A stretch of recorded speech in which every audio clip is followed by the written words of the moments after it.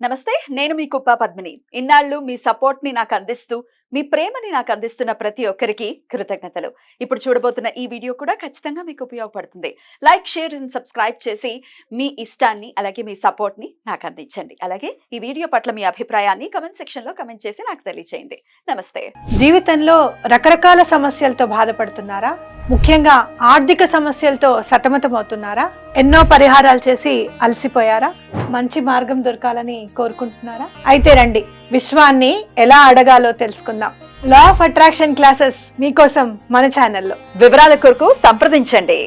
స్వామి, మరో ప్రశ్న. అమ్మా, క్షేత్ర దర్శనాలు మేము చేస్తున్నామండి. చాలా అద్భుతమైన క్షేత్రాలు, కాశీ అనుకోండి, అరుణాచలం, తిరుపతి అనుకోండి, ఇంకో తిరువన్నామలై అనుకోండి, ఏదైనా అనుకోండి, చేస్తున్నాము. కానీ ఫలితం మాత్రం మాకు దక్కట్లేదు, రావట్లేదు. ఏం లేదమ్మా, ఏమిటి కారణం? ఇది చాలా తేలికగా అర్థం చేసుకోవాల్సింది. పుణ్యక్షేత్రాలు వెళ్ళడము మంచిది, దైవ దర్శనాలు మంచిది, ఖర్చు ఎక్కువ తక్కువ, 2 రోజులు నిద్ర చేయడం కూడా మంచిది. కానీ అక్కడ మీరు వెళ్ళి మీ బాధలు చెప్పుకుంటారు, అంతే కదా? అంతేనండి. కానీ మనస్సు పెట్టడానికి వీలున్న లాగేస్తూ ఉంటారు. క్యూలో నిలబడి స్వామిని చూడంగానే మీరు చెప్పుకునే లోపుగానే లాగేస్తున్నారు కొన్ని గుళ్ళల్లో. అంటే అంత జనాలు విపరీతంగా మీద పడిపోతూ ఉంటారు. అందుకని అక్కడ ఏకాగ్రత సాధ్యం కావడం లేదు. దండం పెట్టుకోవడం, మనసులో అనుకోవడం అంతే.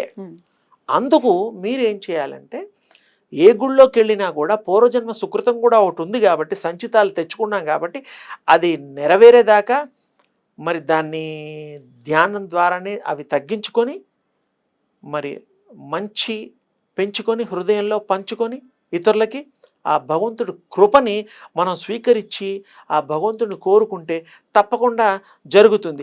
ఆ ఏకాగ్రత లోపించి ఓ 10 సార్లు వెళ్ళినా 15 సార్లు వెళ్ళినా మీకు ఉపయోగం ఎందుకు లేదంటే, భగవంతుడి దగ్గర మీరు టైం స్పెండ్ చేయలేకపోతున్నారు.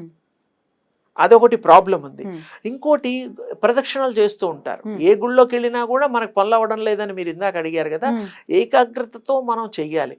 ఇంట్లో కూడా ఏకాగ్రత అవసరం, అక్కడే కాదు ఎక్కడైనా కూడా అవసరం. ఇంకొకటి, ప్రదక్షిణాలు చేస్తూ ఉంటాం.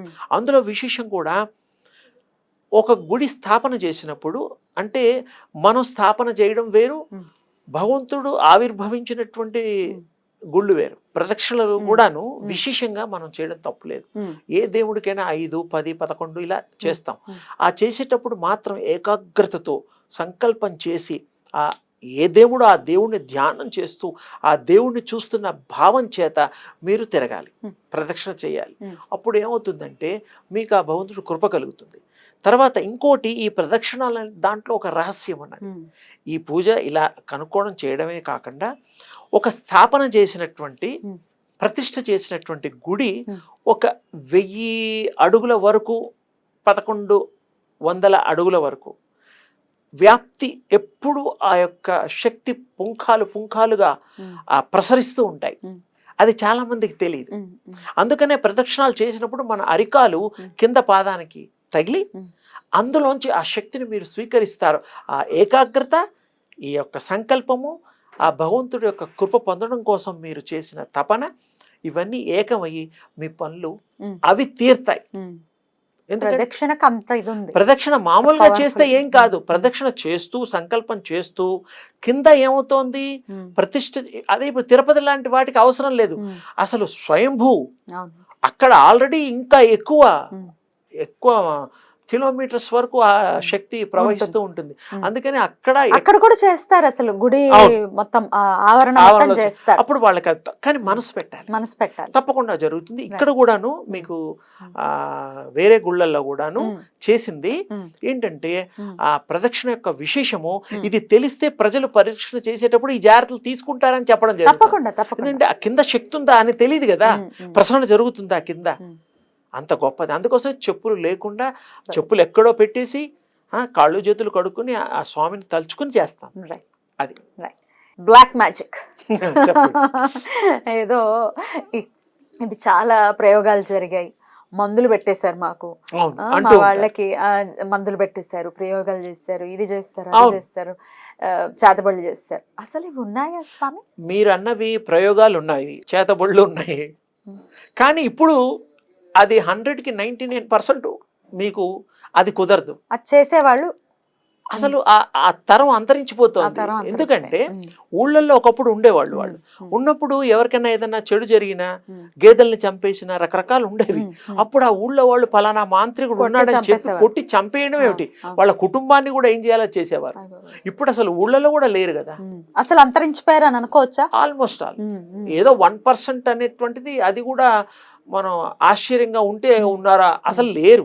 టైం ఎక్కడిదమ్మా, ఆ విద్య నేర్పేవాడు ఎవరు? నేర్పేవాడే లేడు, ముందు లేరు కదా. రాముల వారు కూడాను లక్ష్మణ్ణి కూడా మరి ఆ టైంలో హనుమంత్ స్వామి రక్షణ జరిగింది. ఆయన రామలక్ష్మణ్ని సంహరించడానికి, బలివ్వడానికి ఆ మైరావణుడు ఆ టైంలో, ఇంద్రజిత్తుడా, ఆ టైంలో కూడా జరిగాయి.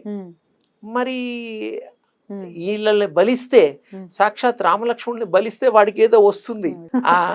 అప్పుడు కూడా కొన్ని ఉన్నాయి.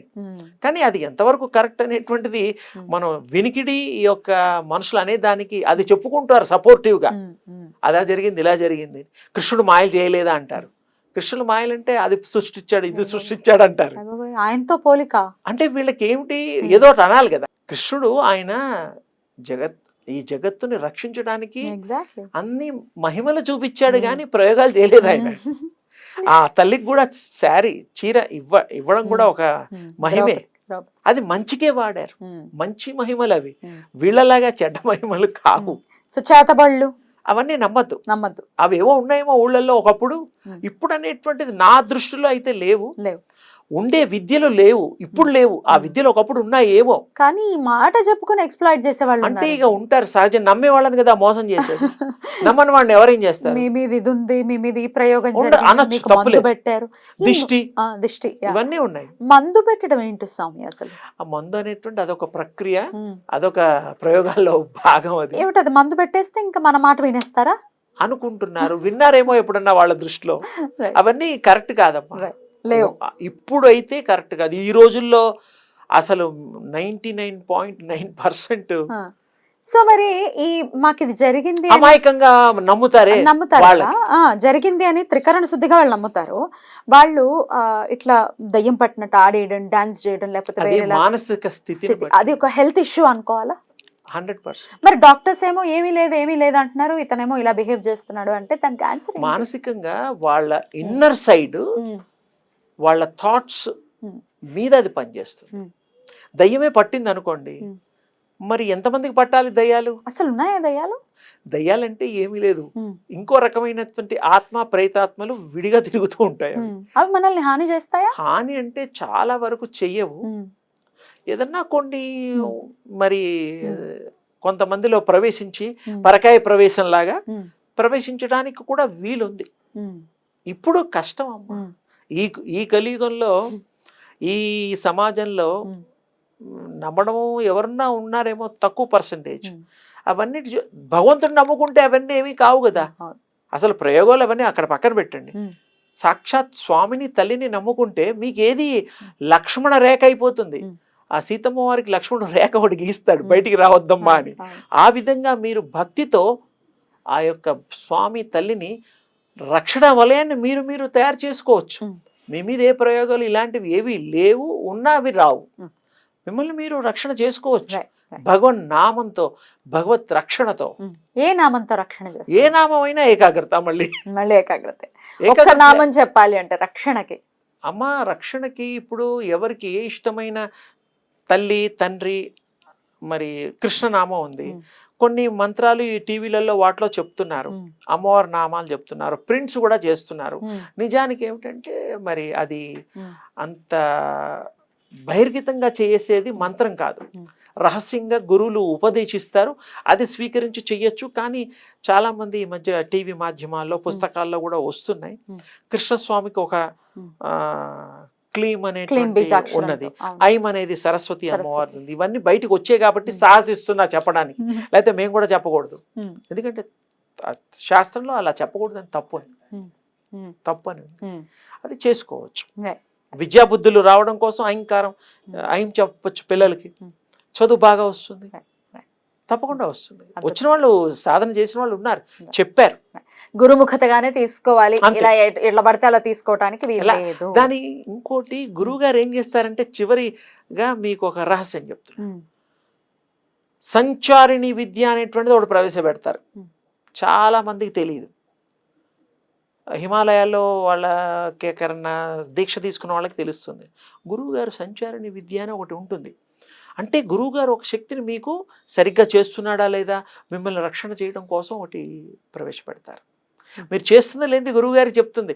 నేను జపం చేశానంటే నిద్రపోయాను వాడి తెలిసిపోతుంది. మరి అలాంటి గురువులు మాకు లేరండి. మీకు లేరు అంటే అదృష్టం కావాలి. హిమాలయాల్లో అన్ని రోజులు ఉండాలి, వెతకాలి. మన కోసం వస్తారా? మన యోగం ఉంటే తటస్థపడతారు. మరి గురువు మన కోసం వస్తాడా, మనం గురువు కోసం వెతకాలి, మనమే వెళ్ళాలా? కొంతమంది గురువులు పూర్వజన్మ సుకృతం చేత మీ దగ్గరకు వస్తారు. ఇప్పుడు వివేకానందుడు వెళ్ళలేదా? సత్యమే కదా. సిద్ధుడు వెళ్ళలేదా? మన వీరబ్రహ్మేంద్ర స్వామి శిష్యుడు ఆయన ఎత్తుక్కుంటూ వెళ్ళాడు. అలా ఉన్నారు. అది తక్కువ ఎక్కువ వాళ్ళ సుకృతం చేత. కానీ మనం వెళ్ళొచ్చు, మనమే వెళ్ళాలి. ఇది ఎక్కడైనా గురువు మీకు కావాలి అంటే మీకు కడుపులో నొప్పి వస్తుంది, ఏ డాక్టర్ బెటర్ అని వెళ్ళవా? అవునండి, అంతే. అంటే డాక్టర్ కి గురువుకి వేరే తేడా ఉంది. అట్లా అన్నమాట. గురువు రూపంలో ఉండి కూడా ఎక్స్‌ప్లాయిట్ చేసే వాళ్ళు ఉన్నారు. చాలా మోసాలు చేస్తున్నారట. నాకు తెలియదు, ఈ మధ్య విన్నాను. మోసాలు చేస్తున్నారు. ఎలా మరి నమ్మేది? ఎలా మేము మీదంటే మీదే దోషం కదండి. మీరు నమ్మినందుకేగా మోసపోతున్నారు. వాళ్ళని కూడా తప్పనను. అసలు మిమ్మల్ని మీరు నమ్ముకోండి అయ్యా. మీలో భగవంతుడు ఉన్నాడు కదా, మీలో ఆ శక్తి ఉంది కదా. నేను ఒక్కటే నాన్న, ఎవరిని ఎప్పుడు నిందించను, ఎవరిని పరోక్షంగా కూడా ఒక మాట అనను. వాళ్ళ స్వచ్ఛత మీద వదిలేయాలి.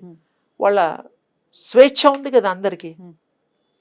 అద్భుతం స్వామి, మీ సమయాన్ని మా కోసం అందించి ఎన్నో విషయాలు చెప్పారు. అయితే ఇంకా ఇంకా ఎన్నో ఉన్నాయి అడగాల్సినవి, కానీ తప్పకుండా మళ్ళీ ఎప్పుడో ఒకసారి. కానీ ఇప్పుడు చివరిగా మీకు చెప్పేది ఒక చిన్న ఇదేమిటంటే, మీ ముఖత ఆ యొక్క దివ్య శక్తి ఉపాసనని చక్కగా చేసుకోమనండి. ఏమి ఇబ్బందులు ఉండవు, ఏమి కష్టం కూడా లేదు. 2 నిమిషాలు వెచ్చించండి. తర్వాత మీకు ఇంట్రెస్ట్ ఉంటే కంటిన్యూ చేయండి. అది చేస్తున్న కొద్దీ ప్రిబరే రామరసం అన్నట్టుగా ఆ రసాన్ని మీరు ఆస్వాదించిన కొద్దీ ఆ అమృతాన్ని మీరు ఆ రుచి తెలుస్తుంది. మీకు అంత ఇంట్రెస్ట్ పెరుగుతుంది. ఆ దివ్య శక్తిని మీరు పొందేటువంటి చక్కటి సూక్ష్మమైన మార్గం నేను చెప్పింది. ఈ వేడి వ్రతాలు అవన్నీ చేసుకోండి, తప్పులేదు. ఎవరికి ఇష్టమైంది వాళ్ళు చేసుకోండి. ఇది అన్నిట్లో తేలికని కూడా, ఇది కొంతమందికి తేలిగ్గా ఉంటుంది, కొంతమందికి కష్టపడి 2-3 గంటలు కూడా చేసేవాళ్ళు కూడా మహానుభావులు. వాళ్ళని కూడా నేను తప్పకుండా దైవ స్వరూపులు వాళ్ళకి అనుగ్రహం ఇచ్చారు కాబట్టి అన్ని గంటలు కూర్చోగలుగుతున్నారు. కూర్చోలేని వాళ్ళు, అలాంటి వాళ్ళకి ఇది తేలిక. అది వాళ్ళకు కూడా మరి సుఖీ భవ అని, తర్వాత భగవంతుడి అనుగ్రహం సంపూర్ణంగా కలగాలని మనస్ఫూర్తిగా నేను దీవిస్తున్నాను. వారు చేస్తారని విశ్వసిస్తున్నాను. థ్యాంక్ యూ అండి, చాలా చాలా కృతజ్ఞతలు. ఎన్నో చక్కటి విషయాలను తెలుసుకున్నాం మేము. ఈసారి మళ్ళీ వచ్చినప్పుడు, హైదరాబాద్ వచ్చినప్పుడు మాకు సమయం ఇవ్వాల్సిందిగా మనవి చేస్తాం. తప్పకుండా అమ్మా. ఎవరైతే యోగ్యత ఉంటుందో, ఎవరైతే పాటిస్తారో వాళ్ళ కోసం చెప్పడానికి మేము వెనుకాడం కొంచెం కష్టమైన, వాళ్ళకి తెలియచేయాలి. తెలియపరచడానికి మనుషులు తగ్గిపోతున్నారు కాబట్టి అది మా ప్రయత్నం, చిన్ని ప్రయత్నం. చాలా చాలా మంచిదమ్మా. శుభం తల్లి, శుభం.